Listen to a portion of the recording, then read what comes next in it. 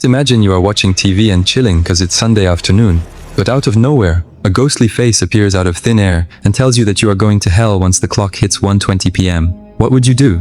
This is what we will find out in today's story. So, our story begins on a normal, peaceful afternoon in Seoul. Inside a coffee shop, a man named Ju Myung-hoon sits alone at a corner table, eyes glued to his phone screen.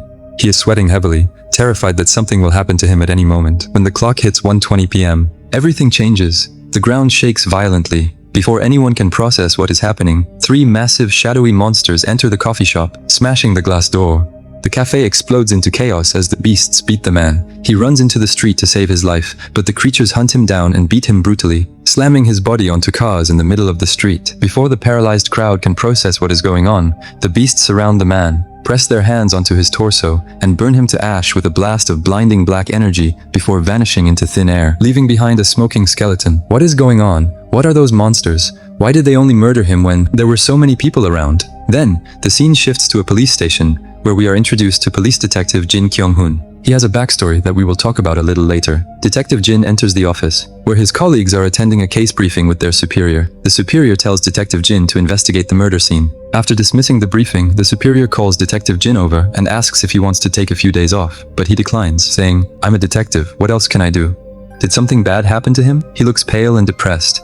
We will find out a little later. Anyway, Detective Jin arrives at the crime scene, where forensics reveals something impossible. There are no traces of chemicals, explosives, or biological DNA, just incinerated human bones. There is a soft-spoken young man named Young Jin-soo, the leader of the New Truth Group, who tells people that the monsters are sent by God to erase sinners. They only hunt down those who have committed sins, like drug dealers and murderers.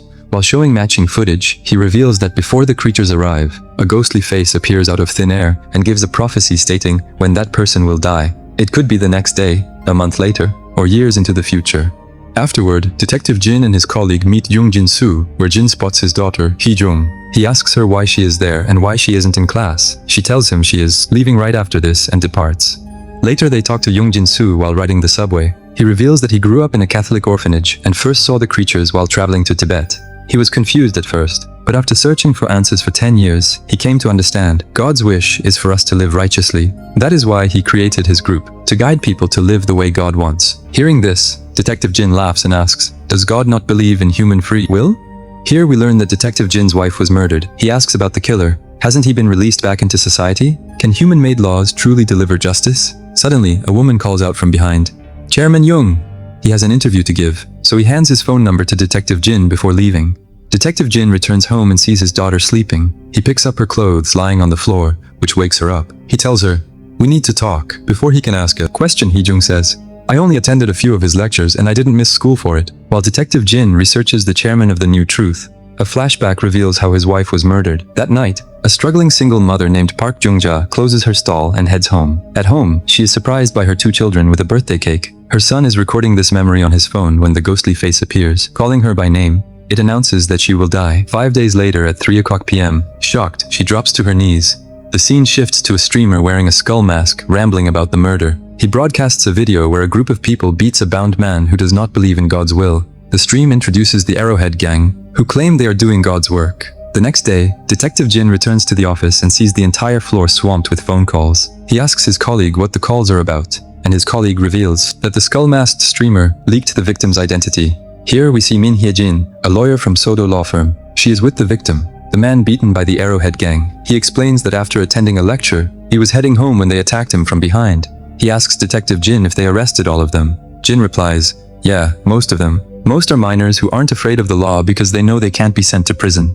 The scene shifts to Sodo law firm, where Park Jung-ja arrives. Lawyer Min Hye-jin asks what happened, and she shows the video recorded by her son. She reached out to the New Truth before coming to Sodo, revealing that the group wants to broadcast her live execution. And the episode ends here. What did the New Truth say to her?